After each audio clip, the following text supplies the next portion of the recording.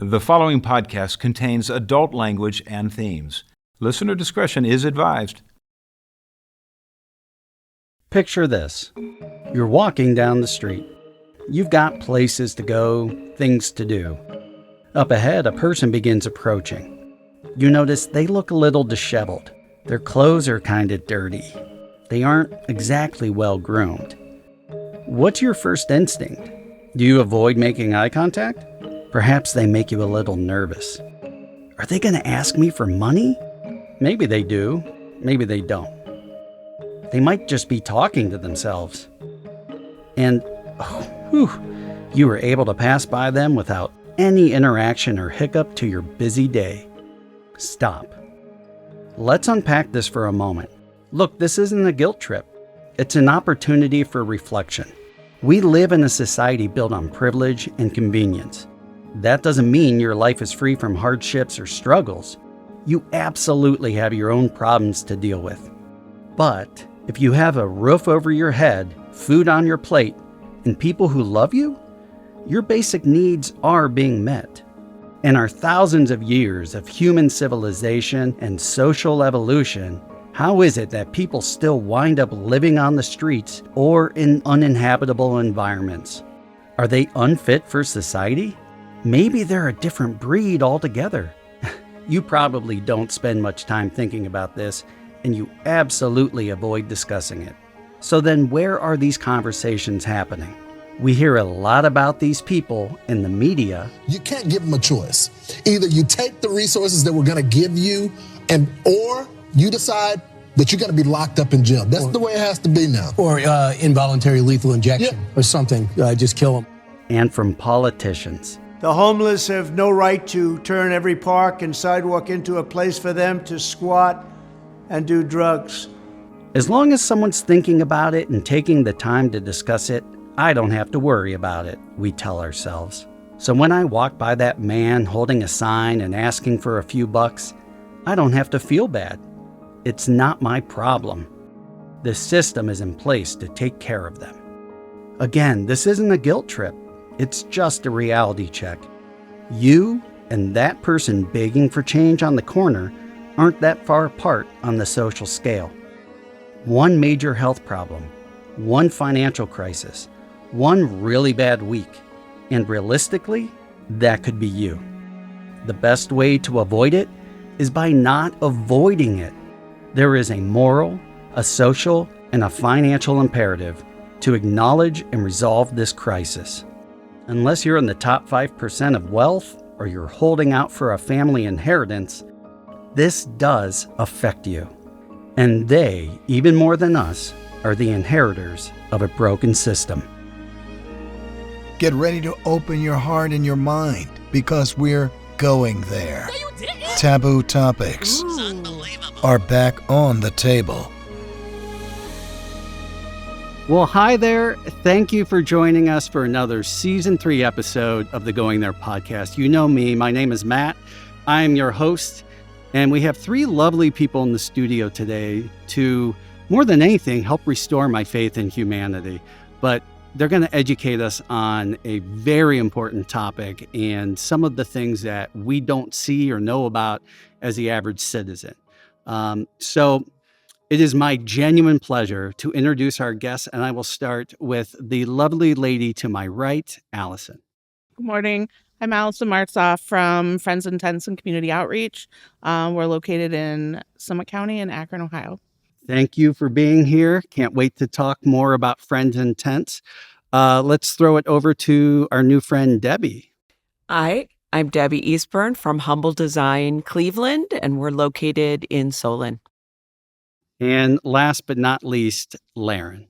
Thank you. Good morning. I'm Lerryn Campbell. I'm the Executive Director of the Homeless Charity and Village, and we're located in Akron, Ohio. Well, thank you for all being here. And obviously, anyone watching or listening knows what the topic is, but you see we have 3 people who work for 3 different organizations who serve the community that gets forgotten about or overlooked or pushed to the side far too often. Let's just go around. What does your organization specifically do? And we'll start with you. Our organization, we do community outreach, street outreach. We have a building that people can come to 4 days a week, get a meal, take a meal to go. We have a clothing boutique set up that they can shop for free. How do they know to come to you guys?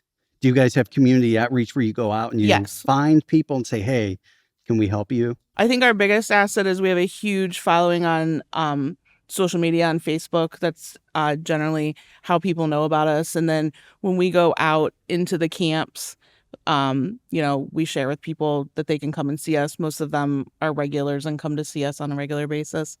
You bring up an interesting point, though, when you said that. So you have social media. If this were 20 years ago, this question, I wouldn't ask it, but I am now. Do a lot of the unhoused, the people that you serve, still have cell phones and access to social media and the internet? Yes. Which is, we're going to get into myth busting and stigmas and stuff, but that is such a, I'm not saying good or bad. I'm saying that is a bizarre dynamic to really think about it.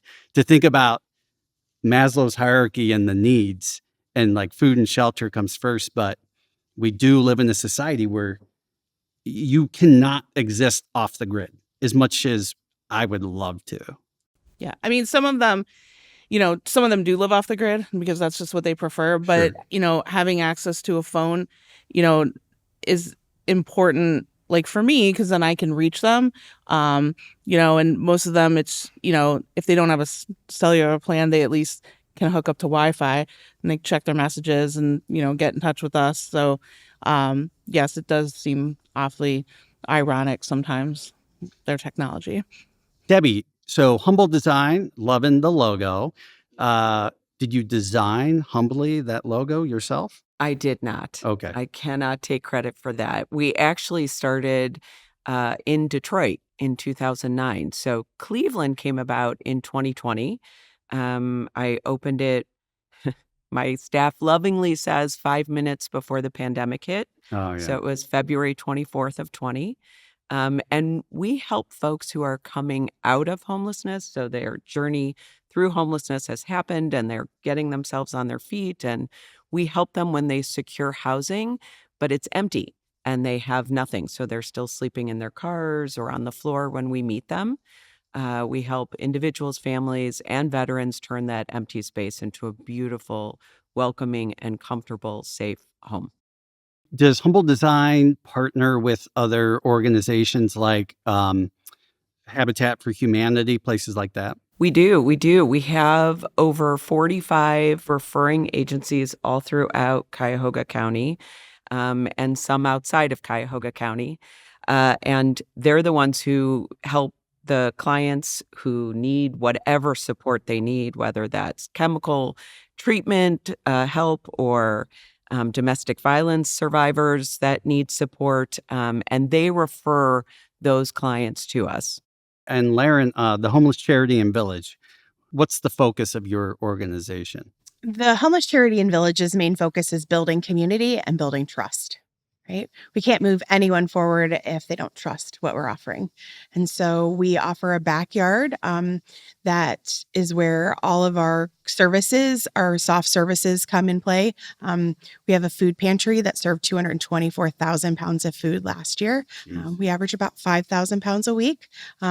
Folks come visit us every Tuesday for that. And then on Wednesdays, we offer sack lunches, toiletries, and we partner with Amazon. We get 30 boxes of miscellaneous Amazon items on that day. And so it's a real great opportunity for folks to forage for things that might bring them some comfort, but also are unexpected.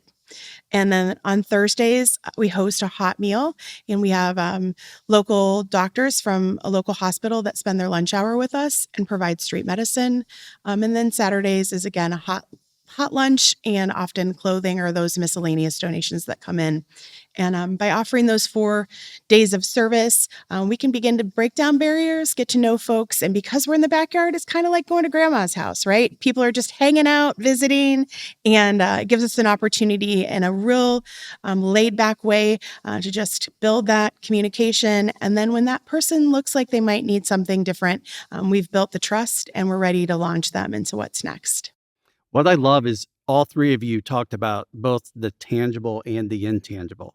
Like you're giving them actual necessities, physical necessities they need, but there's the soft skills, the soft necessities that you guys are applying. And that I think is the thing that is greatly forgotten about. Again, you guys are going to educate me today because I'm coming from the layman's side of the world of understanding this. You guys live this, but even just the little bit I've learned so far from our offline conversation, there's so much that gets overlooked and forgotten about. Let's real quick talk about each of you, your backgrounds, your position in the organization. Where do you fall? Are you volunteer? Are you full-time? Do you still have another job? And at this point, I'm not going to make us go in any order. So anybody can share.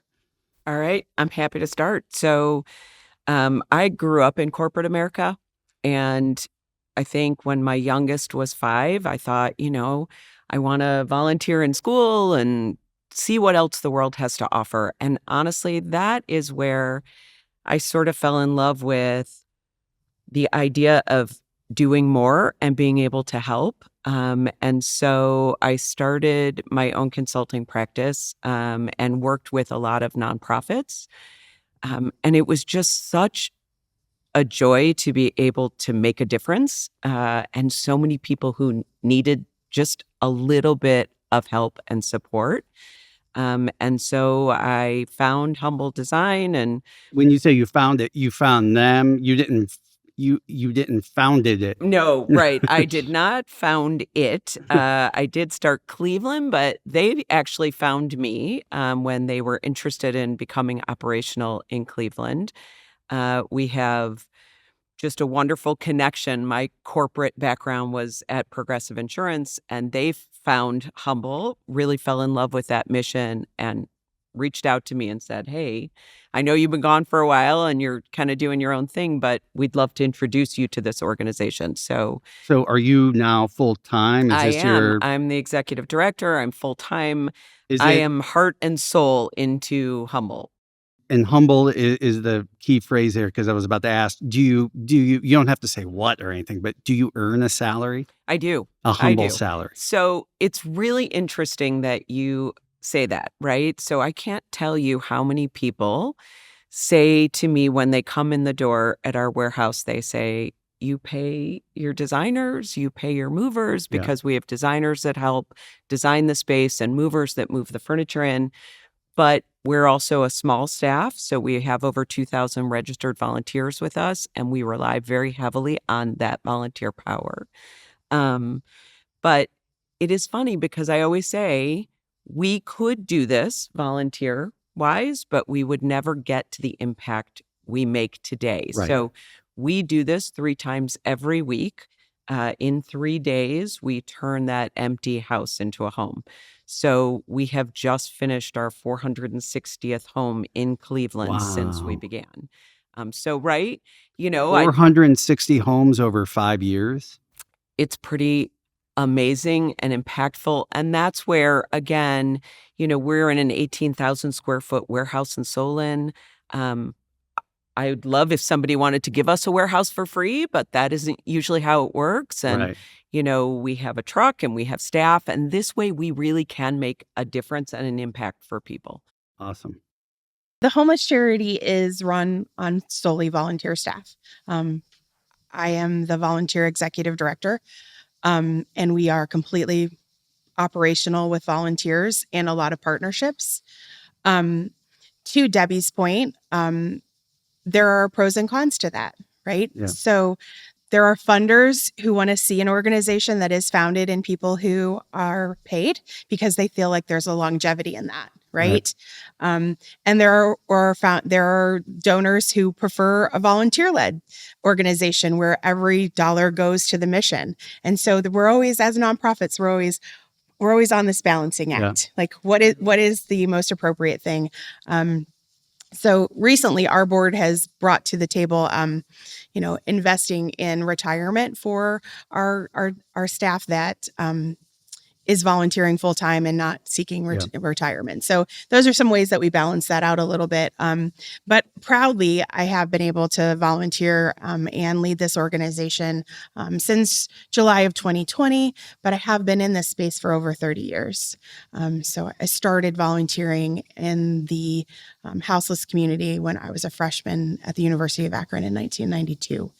So I still serve some of the same people who I served in 1992. What got you into that in the first place? I was looking for some place. I came from a family that was filled with service. They were just, my parents were always volunteering somewhere. We always had someone that was under our helm. And so it was a part of my upbringing. And so I was looking for that space. And so there was a Catholic church in downtown Akron that still serves to this day, St. Bernard's. And I was about to ask about St. Bernard's. St. Bernard's. And so I would walk from my dorm at Orr Hall, and I was also a voice minor, so I would often sing as I was walking along.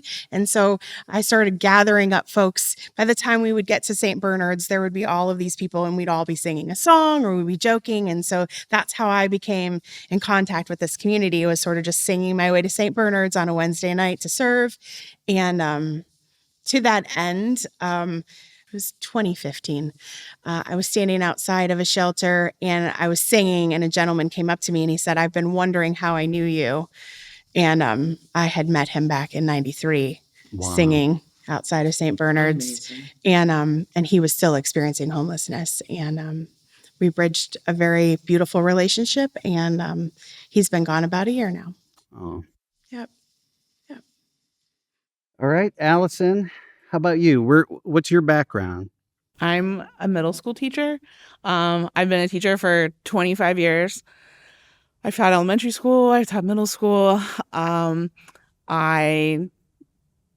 not sure how I fell into all of this. It just sort of happened during COVID. I was teaching from home because we were remote, and I had we weren't teaching a full day, so someone suggested some volunteering, and I started doing that in Barberton where I live, and came across Friends in Tents looking for volunteers. They had recently acquired a building in Barberton, and I am sort of like second after our executive director. I run our community outreach, and I'm on the board. We're completely volunteer run, like Lerryn's organization. No one gets paid. Actually, everybody there, for the most part, has a full-time job. So this is everybody's sort of second full-time job. And then we have some women who volunteer that are retired. But yeah, I don't know.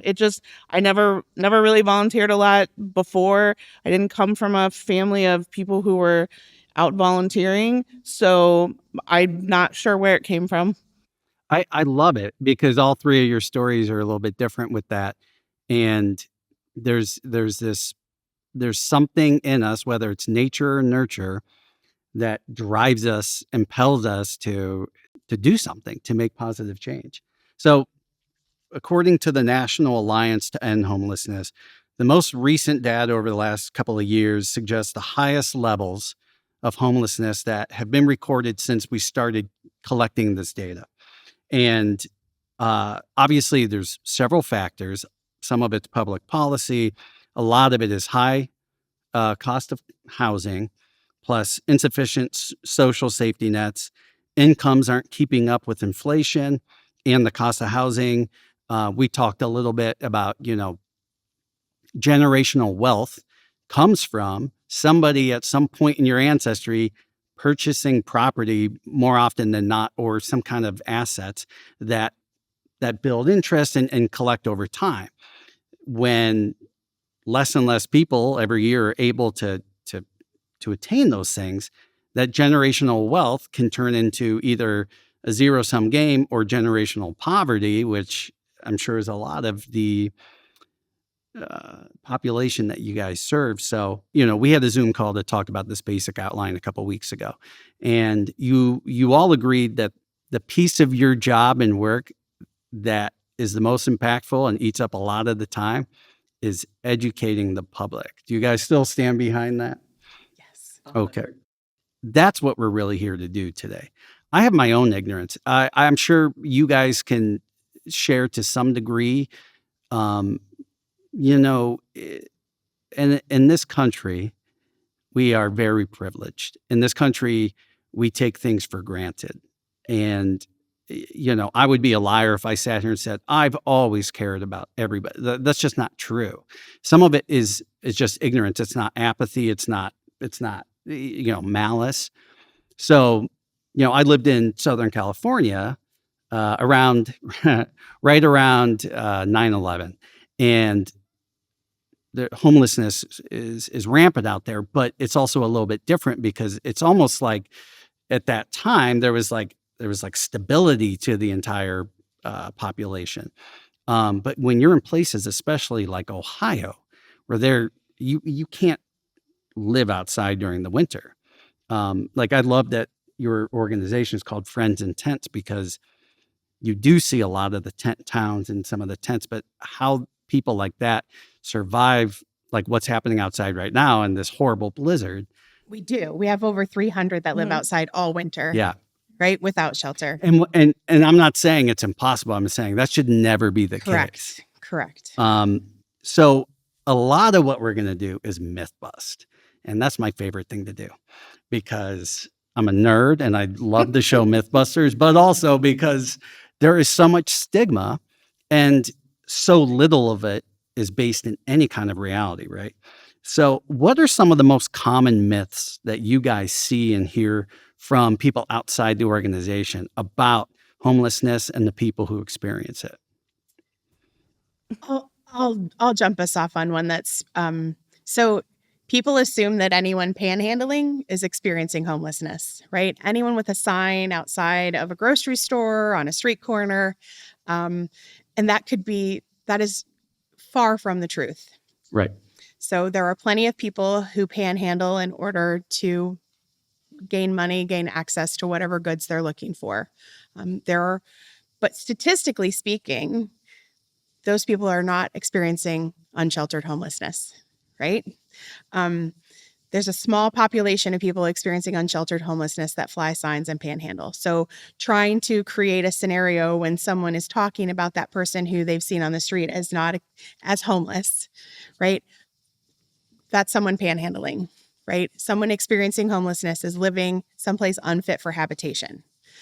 Those individuals are often not living in someplace unfit for habitation. So why do you think that is? I know they did an expose on it probably a decade or so ago about how some of these people were actually working for lack of a better term, like a company that would actually employ this. And I'm very careful about saying that because I also don't want to say it's a scam and you shouldn't give money to people asking for money. But why do you think that is? Well, I think it's just like any opportunity, right? So if entrepreneurs of all types use all types of methods in order to be successful, right? So the person obviously is there because they're successful at it, right? So whatever that particular thing is. We saw a lot during COVID. So we had a woman that was on various different corners with an oxygen tank and a sign that said she had COVID and was experiencing a pregnancy. She was on many different corners for over 2 years. It was the longest gestation period I had ever witnessed. But it was successful, right? And so, did she ever have the baby? There were plenty of times that many people attempted to outreach her. At that point in time, you just look at that person and you say, you're comfortable with what you're doing. We can't provide any services to you. And she was successful. whatever goal she set out for that day, she was successful in doing it. And so she did it repeatedly, just like any entrepreneur, right? Yeah. So I think we have a tendency to take people who are in a lower socioeconomic status, and we use their entrepreneurial skills as a negative against them. But if these were people who were climbing a corporate ladder, we'd say, oh my gosh, look, they were able to increase their profits by 100% margin by doing X, Y, or Z. I actually respect that far more than any kind of like executive in a capitalist society. I'm sorry, but like Absolutely. she's not doing it at anyone's expense. She's not making you give her money, Correct. and she's not laying off and cutting jobs. So, and we talk about expectations. When you're giving something to someone, are you giving it freely or is it with expectation, right? And Right. so trying to educate folks that when you hand someone a coat, you're giving it to them as a gift, not as an expectation that you'll see that coat on them 3 days from now, right? It's so interesting because we have people who come in to volunteer, and we always do sort of an orientation and share with them who we serve and what that looks like. And sometimes we ask people, who do you think we serve? And to your point, that is mostly what people come back with, are the folks standing on the corner or standing between cars with a sign. And when we share with people how many domestic violence survivors or veterans we serve, Yep. when we share with them that, the stories of people who can't afford but have a job, because 100% of who we serve are below the poverty line, and most of them have a job. Yeah. So it's a very scary thing, but it's also incredibly eye-opening for people. Yeah. I think a big one is, people think homeless people are lazy. Yeah. And I can attest to the fact that, yes, some of them are, but some of them are like the hardest working people that I know. I mean, I have never, ever come into contact with anybody at our building or out at the camps that if I need a hand with something, they're always willing. And I think what I hear a lot from them is that they want to feel needed and they want to feel valued. And a lot of them have past skills from being employed or just hobbies. And, being homeless is a full-time job. You've got to know where you're going to eat and where you're going to shower and how you're going to get there. And there's a lot of logistical things that people don't think about because most of us have transportation. And when we want to eat, we go to the refrigerator and it's real easy. But for a lot of them, when I talk to them, I mean, their whole day, their whole week, their whole existence is just mapped out around what services they're going to be able to get to on that particular day. That's such a great point because they are hustling even more than the average person because they are literally like one meal away from potential starvation, right? But also, Debbie, you mentioned it, the notion that they just don't want to work or they don't want to work hard or they don't have a work ethic. There are people experiencing this who you guys serve who have jobs. That to me, I don't blame any one individual who hears the propaganda and believes it because it kind of makes sense from that standpoint of not knowing and not seeing. I've thought that too before. But then you hear these stories, and when you really start doing the math, what does it take to not go deeper into debt and then have to leech off the system even more? But this notion that they just don't want to work hard, you think if, I'm going to do something good. I'm going to go give this person a job. That's not going to solve their problem. One of you had mentioned before that it used to be that the largest population of the homeless were infants. Correct. And now it's almost the opposite. Who is it now? They coin it as a silver tsunami that we're experiencing. And so it's a group of people who are in that 55 and older range. Yeah. And so affordable housing is a piece of that, right? And incomes for that group of people are not increasing at the rate that taxes are increasing, that utilities are increasing, everything's increasing. And so they can't outpace. And so they end up out of a home. And some of those folks have never had the opportunity to invest in that generational wealth that we talked about as homeowners, property owners, business owners. And so rents are now astronomical, right? And so if you had been accustomed to paying an $800 a month rent and now that rent's double that amount, you find yourself looking for another place to live, and there are no other places to live. And so homelessness is inevitable. Yeah, and that group is one of the, at least what people like to believe, is one of the hardest working generations, right? Correct. These are people with good work ethic, but what they don't take into account is, as time has changed and the economy has evolved, or for better or worse, some of these skill sets are now completely antiquated. They've been replaced or they've been downsized, and we are not living in the same economy that the boomers had the pleasure of growing up in and going into the workforce during. So that to me was a little shocking to hear it was that age range. I would have guessed it was a little bit younger. I think that's really eye-opening. I think we would be remiss too if we didn't talk about healthcare, right? The rising cost of healthcare. If you're someone who retired and anticipated that your retirement was going to be spent on your life, your ability to pay your bills, but all of a sudden your medications are $3,000 a month, or you have pre-existing conditions that aren't covered, you can find yourself with your income dwindling quite quickly. That's a great segue into this, the current policies. We just got out of the government shutdown, a week or so ago at this point right now. By the time this episode releases, I pray to God that there's some kind of fix, but what's happening right now with the ACA, and what are the potential looming impending dooms that are ahead of us? You take I'm- that Do you one. need a minute? Clearly. I do. Do you want some bourbon? It's under the table. I wish bourbon could fix the problem. I truly do, because I would be passing it out, and we'd all be celebrating. But on 12/31 of 25, we have a large group of people who their healthcare, as it stands, is going to end. Yeah. And come January 1, those same individuals are going to be hard pressed to find the level of care that they had received prior to that. And I can with 100% confidence tell you that I have several people who I'm working with who have looming, life-threatening health conditions that their insurance carriers, managed care carriers, are dragging their feet on so that they don't have to pay for them, because they will no longer be under their managed care plan come January 1.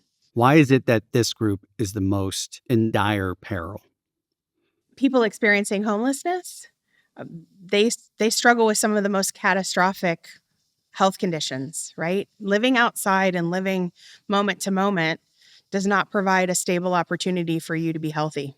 But you probably have your regular doctor visits, right? Not necessarily. They don't.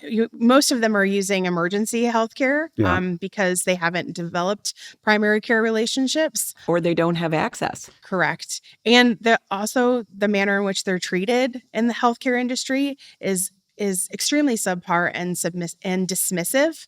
And so it's often easier to not have healthcare, not go.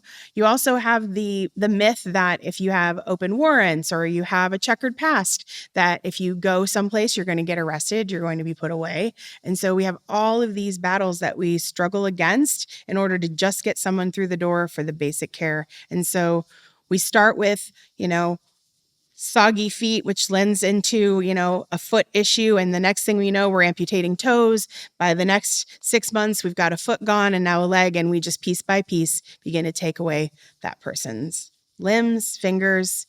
And then let's not even go into all the things that substance use disorder can complicate. So the trifecta of mental health, physical health, substance use disorder, and poverty are a recipe for a short life. I'm going to keep playing devil's advocate and saying stupid things so you guys can swat it down. You picked up the bait really well, Debbie. You had mentioned the ER is usually their first point of contact with a healthcare provider in any kind of normal timeline. And if it gets to that point, it's because it's catastrophic. Well, even let's go back and talk about COVID. I mean, people who are minorities who lived in, neighborhoods that didn't have as much access as nicer neighborhoods or, right? I mean, these folks, it all snowballs. They couldn't get the help they need. And, so healthcare suffered, and people who had to not be able to go to work lost their jobs. And it was very different, right? And that snowballs for those communities, that is catastrophic. Yeah. And now you have in the mix ICE, right? And so you probably have a lot of people who are afraid to go to any kind of documented health provider because it's like they might call ICE on me, even if they are documented, but it's really easy to say if this person's homeless, like they might not even have the papers. They might not even have the documentation. Have you seen fear of that from the community? We've seen our partners who are referring agencies, they've seen it, they've dealt with it. And then, we find when those referrals are made, it is so interesting because people are afraid to even have paperwork attached, right? Like, Yeah. What is this? Why do you need the referral? What is the paperwork and what happens? Because I think there's just a heightened nervousness around all of it. In Summit County, our largest population of people experiencing homelessness are white males. Sure. We have a small percentage of people who are immigrants, legal immigrants or illegal immigrants, as it were. But circling back to your point, we have people who aren't even showing up to food pantries out of fear. Right. So And that's a big problem. we recently had a local church that sponsored a private only for those folks who are fearful to go. And so we put together special packets for them, and it wasn't advertised to the public, and they were able to go to the church to get their food. I can't imagine being a person who was afraid to go get food for fear that someone might split my family up or take me someplace that I didn't choose to go. Well, and it's interesting because you're talking about what you serve in Summit County. For us in Cuyahoga County, we see a ton of domestic violence survivors that are women, that are people of color. And so it's sort of the same, but also they've been through all this trauma already. And now you're throwing this in the mix. It's just debilitating at times for people. One thing that I'm proud of at Friends and Tents is, we don't ask people for a lot of information. So people generally will come in and they trust us. We don't. That trust has to be really hard to earn. It is. And it takes forever but broken very quickly. Oh, yeah. So you take a lot of time to build a rapport with someone and build a relationship, and that can all, all in a handbasket real fast. So, but, for statistical purposes and, data and grants, we ask for information, but if people don't feel comfortable giving it to us, that's fine. Whatever their comfort level is where we're at with them. So, because that's, to me, I think to everybody at FIT, that's more important than, grant money. Yeah. So it's interesting because you started to talk about trust and how easy it is to break that. And what we find when we're serving people is they're just blown away and almost don't even know how to respond sometimes when there's just an act of kindness, right? Yeah. And they haven't had that. They don't know that. When we go in to design a space and our designers will ask someone, what do you like? Sometimes people look at them blankly for a moment because no one's ever asked them that. And so they're not even sure how to answer. That was like a moment for me when I first opened it, I was a designer, right? Because I didn't have a staff at the time. And it was just a moment of like, how can you describe that? What do you like? And people would look at me and say, I don't know, a microwave? And I'm like, okay, we'll get you that. But what's there a color palette? Right. Is there, do you have little kids? You want like a little play area? What would you like? And people are just blown away by that question, which Those is amazing soft- to me. Those soft needs that most other people aren't willing to meet or don't think about it, because of course the urgency is let's fix this problem. But the fact that they no longer have thought about those things, because you might think about things on your own, but if no one's asking you about it and you're not used to that in a conversation, I think that leads to the myth is like, well, these are the outsiders.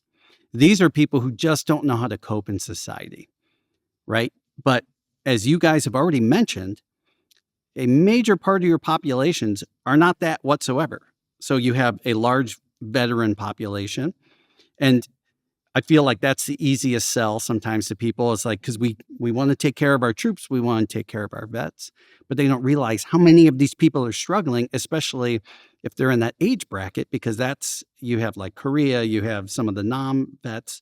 That's a huge population. Then you have Allison and Lerryn. You guys know Carla, who was on one of the episodes earlier this season from AGS, and we talked about how a lot of, people care about kids, and people care about adoption. And they care about animals. And they care about animals. Yes. So what happens when these kids age out of foster care because they weren't adopted? They have nothing. At 18, you don't have supports and you don't have service if you haven't been adopted. And we serve a lot of kids who have aged out of foster youth. And when we meet them again, many of them have jobs, but they can't afford the apartments, or they finally get enough to afford. You want to talk about zero generational wealth. Correct. You have nothing. Nothing. You And no have support. maybe an old hobo pack, on their shoulder from just the few things they owned, right? And that's heartbreaking. Mm-hmm. It's really heartbreaking. And we care so much about kids and animals, as you said. Hey, look, I love animals. I care Me about too. kids and animals too, but you have to connect the dots. And the other big one that should be a huge sell to people, because it fits in that same bucket, is domestic violence victims. That's it. You guys said that is a huge part of the population, not just locally, but nationwide. But also people who have experienced trauma, people don't think about that. And when you were talking earlier about, the thing about asking people, what kind of color would you like or whatever, a lot of that I think has to do with, choice. Like they're not given a lot of choice on things, so like people that, I know, we call them choice pantry, and we try to give people choices because they generally are just handed stuff and then that's it. And I know it just made me think of like last Thanksgiving when we went out to the camps, we asked people like, what would make you happy? Because no one ever asked them that, because it's almost like, do you need a toothbrush? Do you need this? It was like, and people were really like taken aback. And then I was watching something the other day and I've started asking people when I'm interacting with them at the building, tell me what it's like to be you. I mean, that's it's not like, hey, introduce yourself, like we did here, but tell me what it's like to be you in a typical day. I mean, that's a lot, that's. Do you think their sense of identity has been stripped? Oh, Absolutely. yeah. Without a doubt. Yeah. Without a doubt. They're just not even, it's like having dignity and feeling valued. That's the one I've just been hearing the most of lately is like, I want to feel needed. I want to feel valued. I want people to, I know how to do stuff. I want someone to ask for help or ask them for help. Because otherwise they're just sort of floating around in life. There's no fixed address. There's no place to land.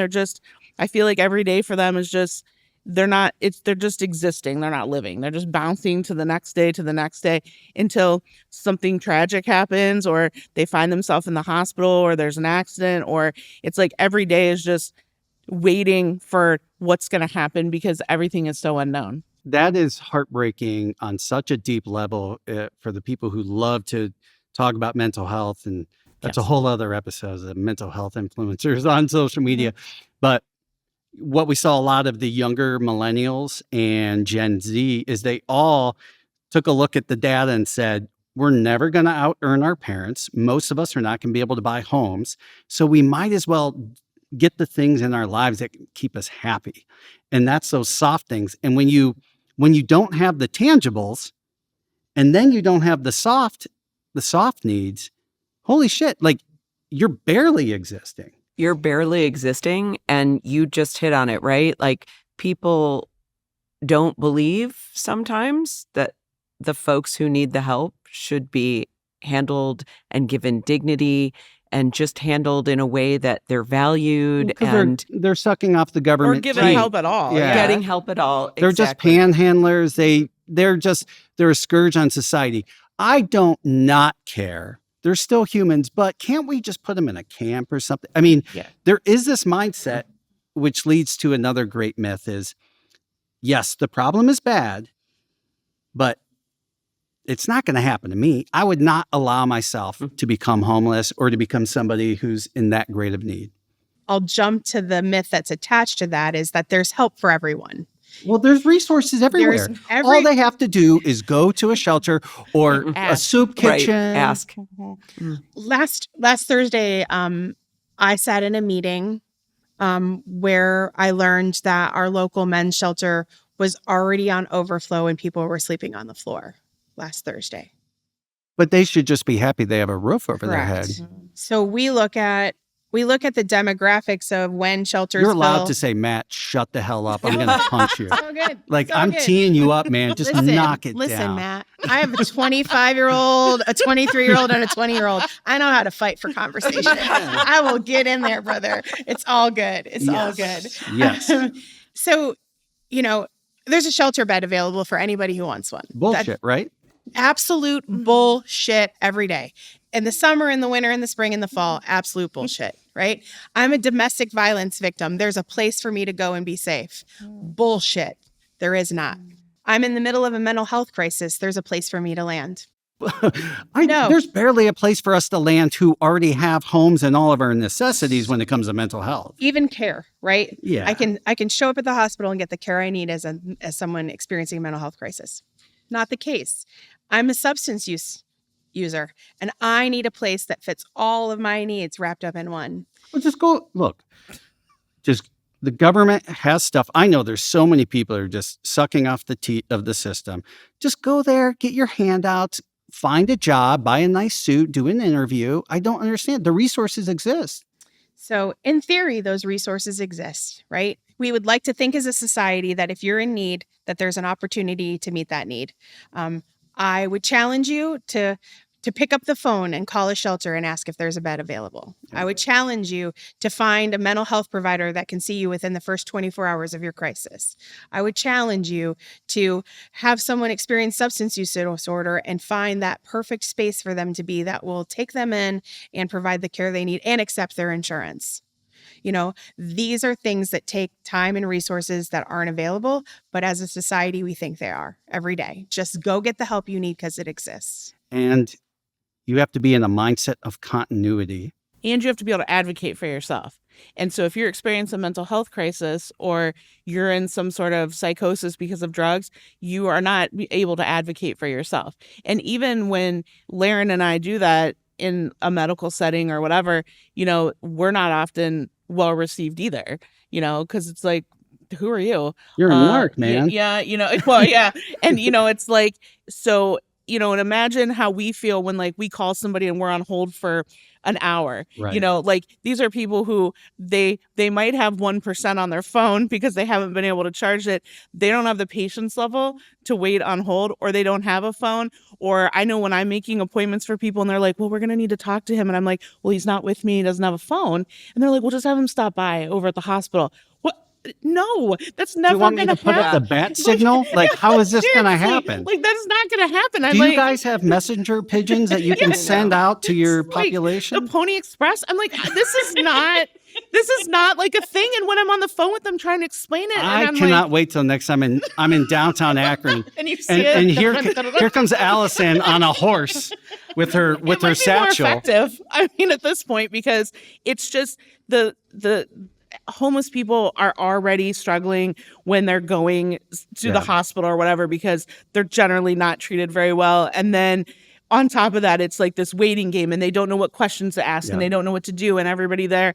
And yes, is there a social worker that's supposed to be there? Sure. But that person's probably got 50 people on their Yeah. case load for the morning. They're overworked and underpaid as well. And so are the nurses and everybody Yeah. else. And, Oh, for sure.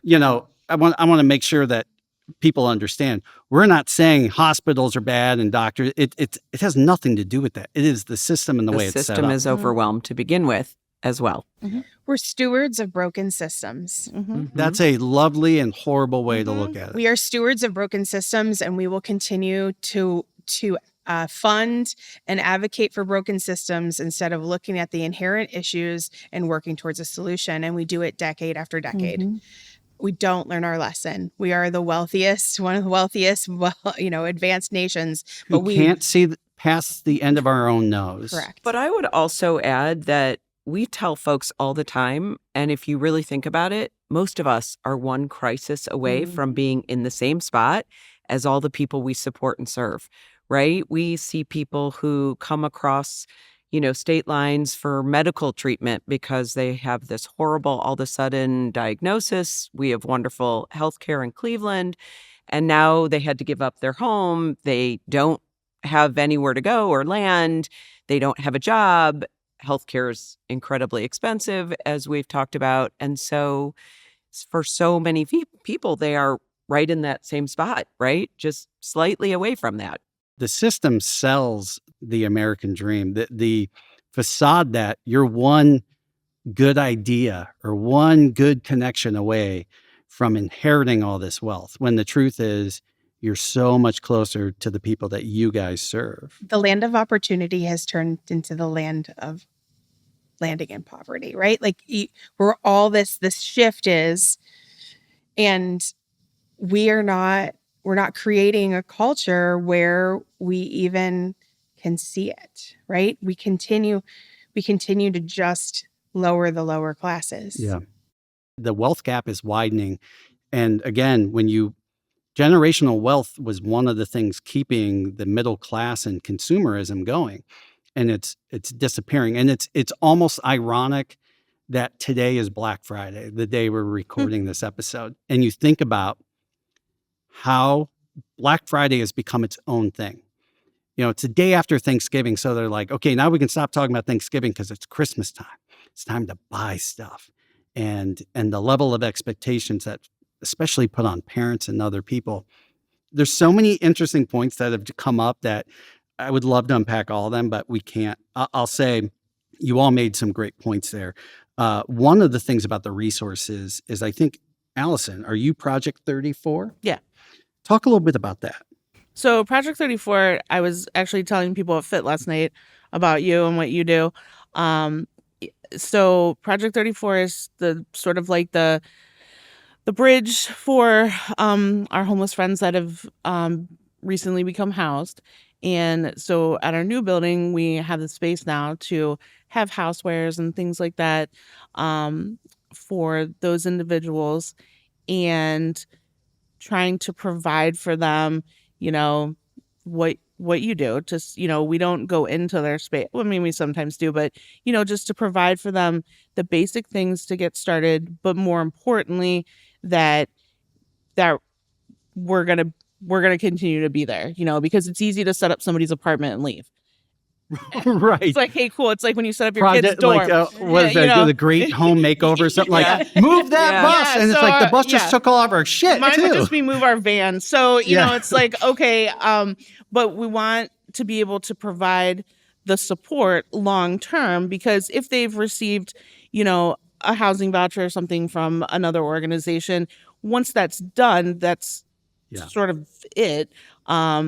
And so we make a point to, check in on people. Do you need stuff? Do you need, help with basic, budgeting? How are we going to keep this place? Because everybody thinks like, oh man, you got somewhere to live? Cool, we're done.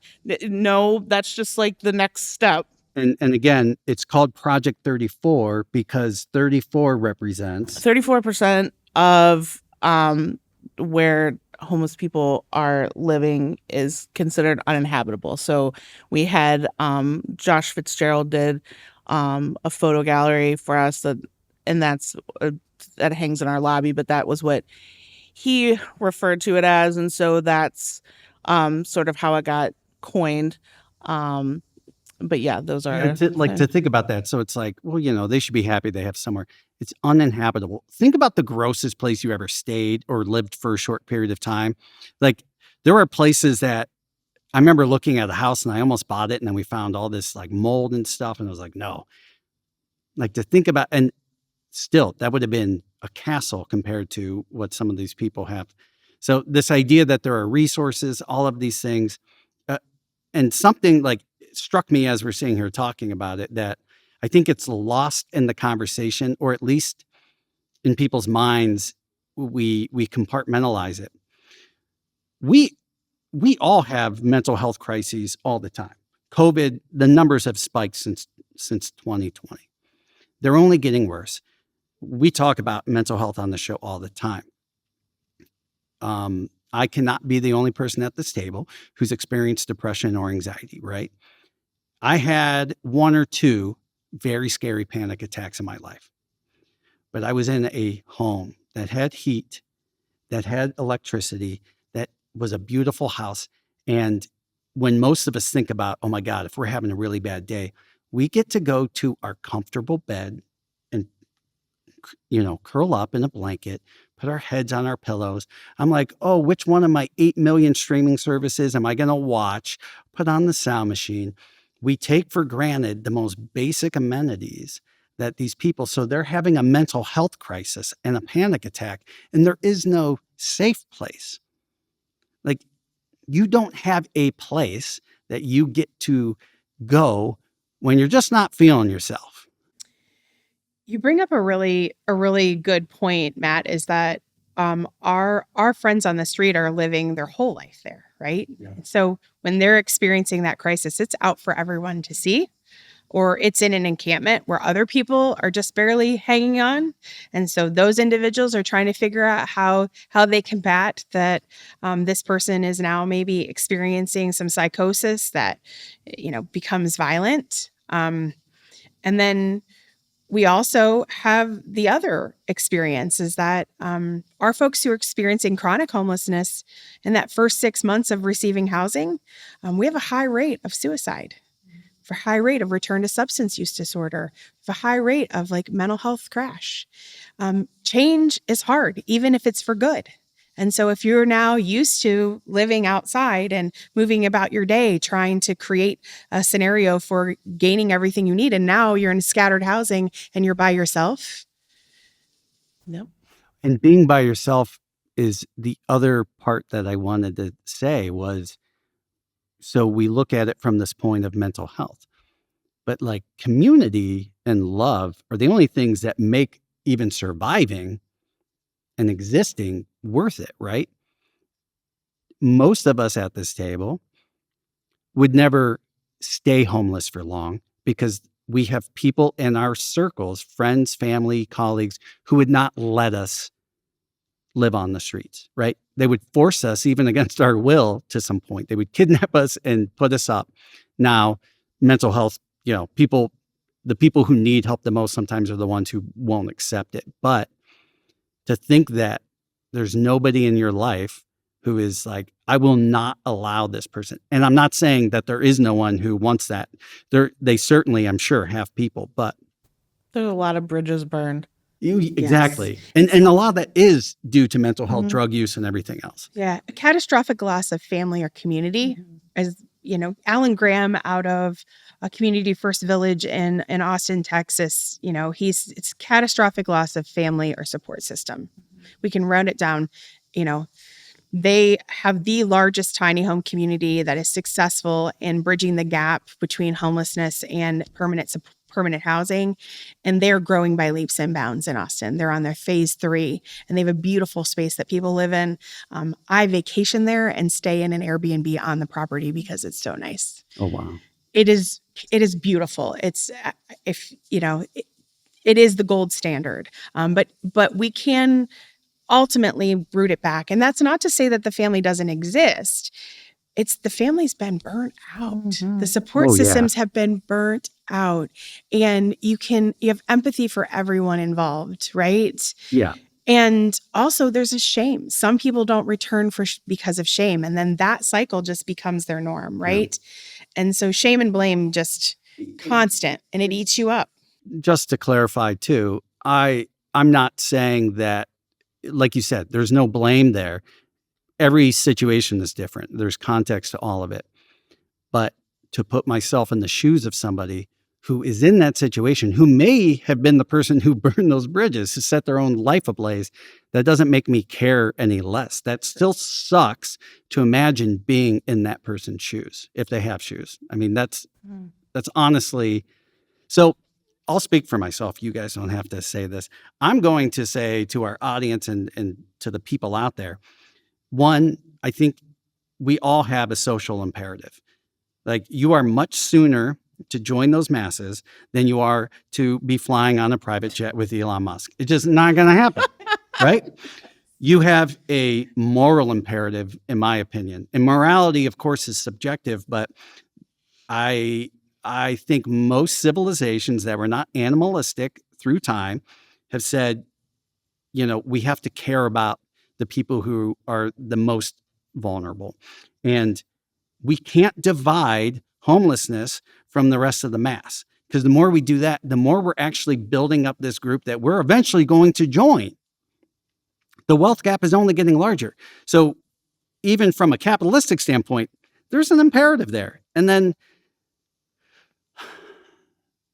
I have so many religious people in my family and friend groups and everything else. And I'm a very spiritual person. I have faith. I have no problem with like religion in a nutshell. But there is very much a spiritual imperative here too. And Deuteronomy 15 verses 7 and 8 says essentially, if a person's in need, you should not be hard-hearted or tight-fisted. You need to instead be open-handed, lend freely. It says it directly in the same scripture that you might be using to say we don't need to care about these people. There are imperatives that as just a human, you need to give a shit about. And that's coming from me. You need to give a shit. It impacts you way more than what you think. And the odds are super, super high that somebody in your circle is going to be one of those people in the near future who's needing the resources from the very lovely people at this table. And the thing that all three of you said and all of you have embodied in this conversation is every single living human deserves dignity. They deserve care. They deserve love. So what the hell can people do? What can we do? I'm somebody who cares, right? I don't have time, let's say, to volunteer. What are the many ways that we as a society, and yes, the system's broken. We got to have a whole other podcast about how we fix the system. But what can each person do? Voting is part of the system fix, right? What are the other things that we can do? Kindness. It starts by not looking away. So that guy who maybe he's having that bad day out in public, we should videotape them and say, look at this asshole, right? Matt? Yeah. Roll those sleeves up. Matt? No. So, just being kind, right? You don't have to respond to someone's need, but you can respond to them as a human being, a wave, eye contact, and then also looking in your own home what you have a surplus of, right? There are plenty of organizations that are begging for your linens and your towels that you're replacing. There are plenty of people who would love those. Love those items that you receive. We have every color imaginable. And that's right. Aunt Karen gave you the same Christmas gift for the last 3 years that's been sitting in your back closet. Get rid of those things that aren't serving you in your home and put them into service to others. But I do want to say it's interesting because, right, we love that, but it goes back to the dignity because, right, think about what you are donating and going back to thinking about what gives somebody a good feeling. And, again, we have an 18,000 foot warehouse filled with stuff. And it gives us choice so that we can reflect the person we're serving. And that is important because it just sets somebody up for success. So all of those things are wonderful. And I just, again, go back to educating people. Give with dignity, right? Think about things you'd want in your own home. That's what we're trying to do. Everyone for has folks. standards. That's You know, right. like when Everyone has standards. I mean, yesterday I looked at everybody as I was sorting clothes and I was like, guess where I never wanted to work? The clothing store. But it's like we're real, Mindful. not for a better word, picky, like what we're going to put out, because this is someone who is in need of something. And, I get it. Some people feel bad about discarding things, but like sometimes it's ready to be discarded. Okay, I'm going to start with I'm going to throw my own family under the bus. So you talked about coming from a family that volunteers. And so when my husband and I, when our kids were little, we're like, all right, listen, you guys get to pick. We want to help you research and pick an organization. We celebrate both Hanukkah and Christmas. So you decide which one. For Hanukkah, we can give to an organization or get involved or volunteer or do something. And then for Christmas, we're going to donate. So we're going to think about whatever, but we'll get gifts for one as well, because the kids certainly don't need for anything.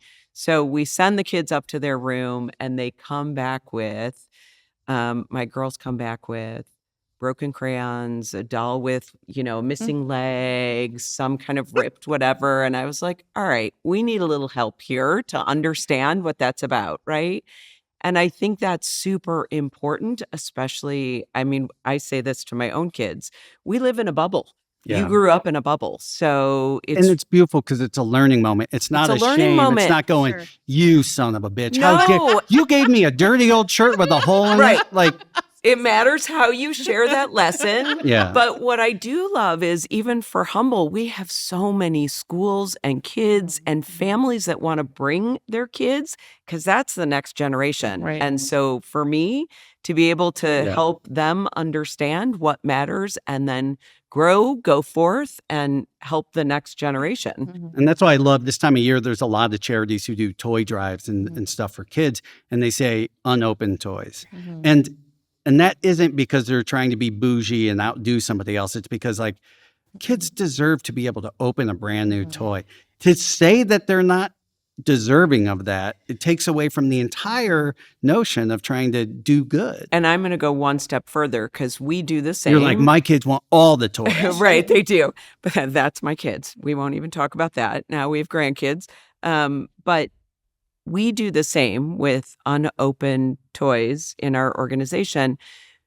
But the reason we do it isn't so the kids necessarily have something new. It's so the parents can give it. Yep. We'll give wrapping paper and the gifts. Yes. We put it away because think about as a parent who maybe can't give to your kids this year and you want to feel that joy yourself. Yeah. That is important, right? This is all part of that healing process on people's journey. The Amazon items that we receive, a lot of people say, well, why would somebody experiencing homelessness need, a Hello Kitty purse? And I said, that individual picked it because there's somebody in their life that they want to give it to, Or bringing right? them joy. Yeah. And some of these folks have been estranged from their family and children, but they're still planting gifts for them, right? And so they're foraging for things that they're going to drop off to someone who is the bridge to their child. And their child may never know that it came from them. Wow. But it's important.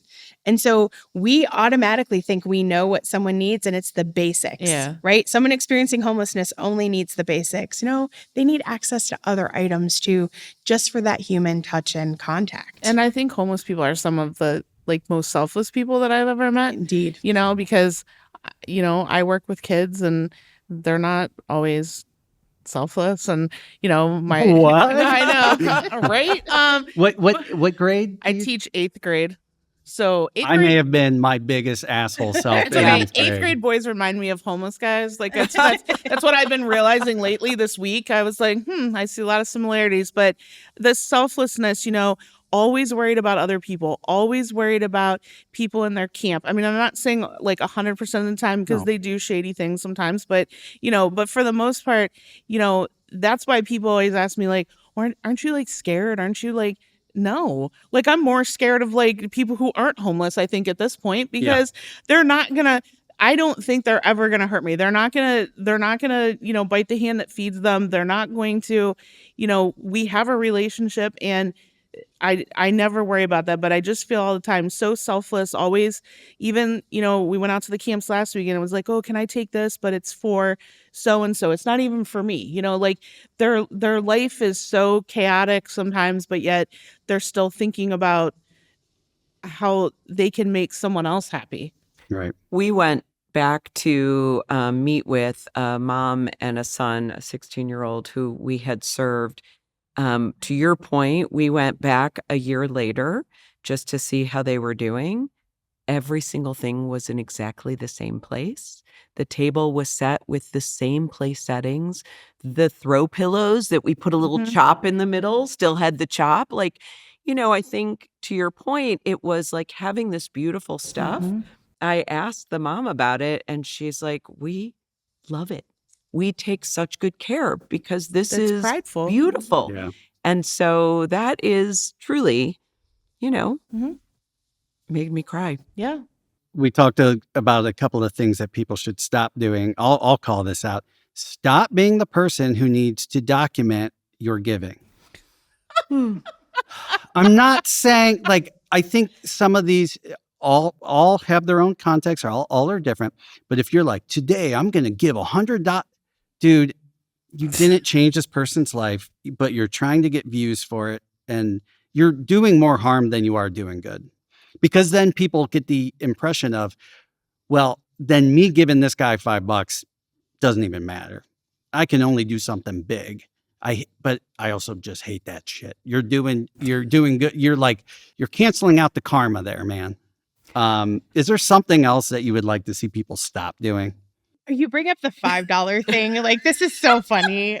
So, I mean, inevitably, anytime there's a forum that someone's talking about someone experiencing homelessness, they got to talk about, I saw him outside of that. I'm sorry, I got to catch myself because it's hard. I saw him outside the bingo hall. They were going in there. I gave them $5 and they went in that bingo hall, and instead of buying what they needed, or I saw them buy a lottery ticket. This guy's just going to buy drugs and booze. If you had nothing, would you not take the chance for $5 to turn into something more than $5? Especially if you're living moment to moment, day to day. Would you not try? Would you not try? I'd go invest it. And would you? Because the system that's broken that fucked me, I'm going to turn around and invest back in it.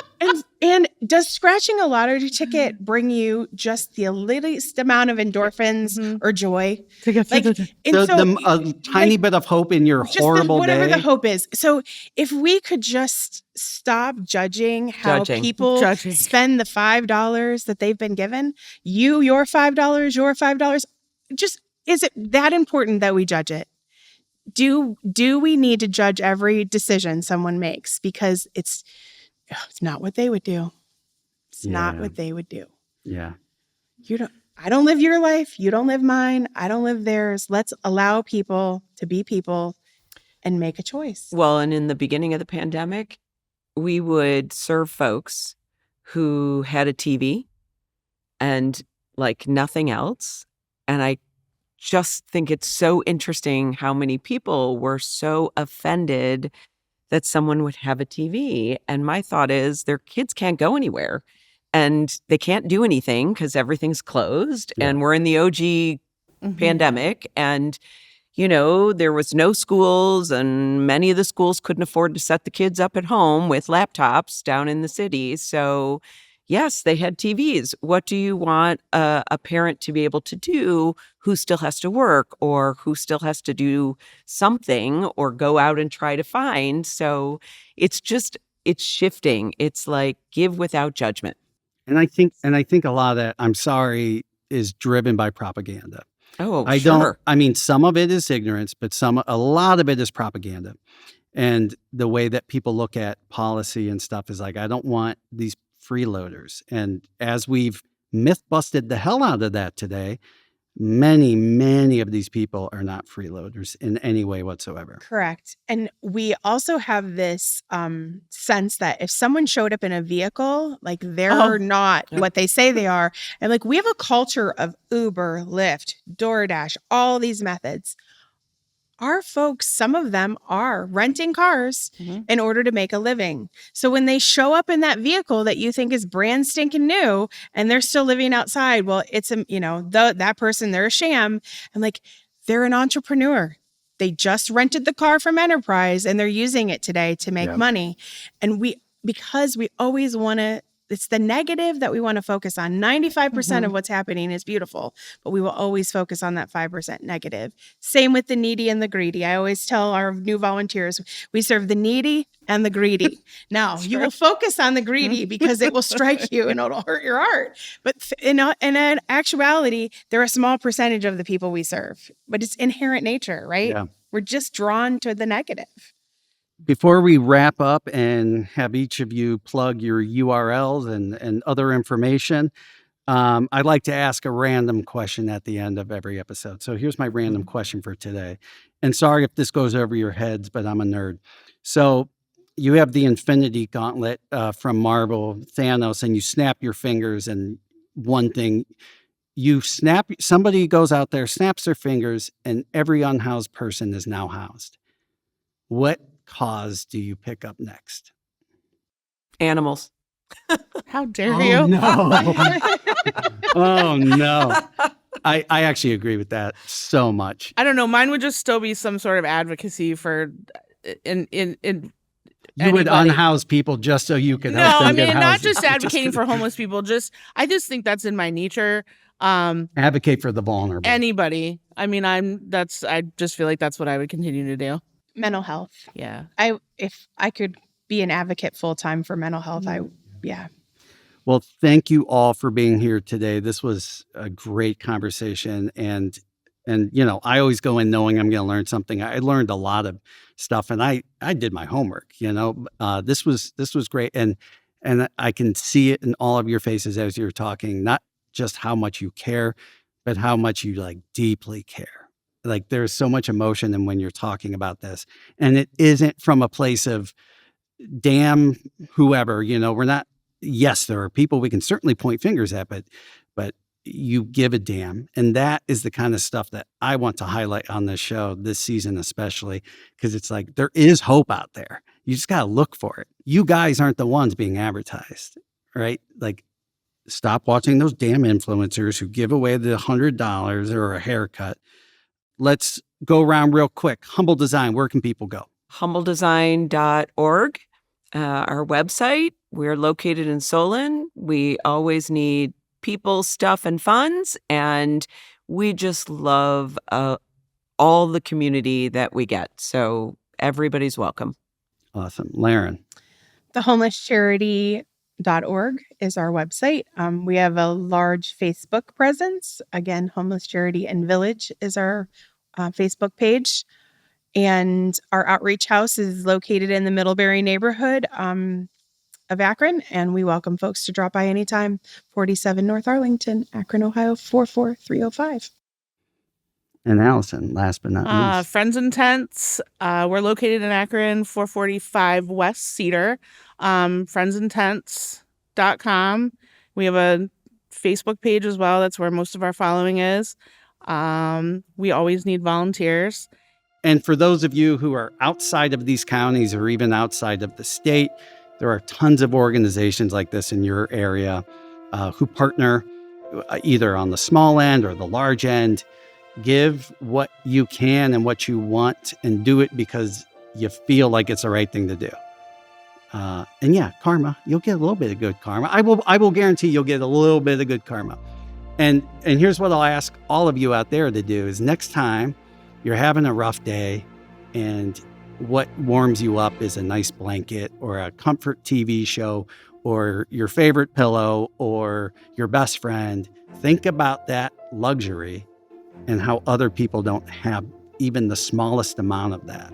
That is hard to imagine, but when you really think about it, it's very, very impactful and it's hard to look away from that problem. Thank you, all of you, for being here today. I love what you do. I will continue to follow what you do, and we will always be big supporters of your organization. So thank you. Thank you. And hopefully we can get these numbers down. We just need enough people who give a shit. And these three give a shit. We'll see you next time. We just went there. Now you can go to thegoingtherepodcast.com for links to all the podcast platforms, our socials, and of course, YouTube. While you're at it, give us a rating, share with a friend, and subscribe. This podcast is brought to you in part by its host and Frame One Media, in association with Kaylee Williams, Joe Calley, and Bobby Thomas.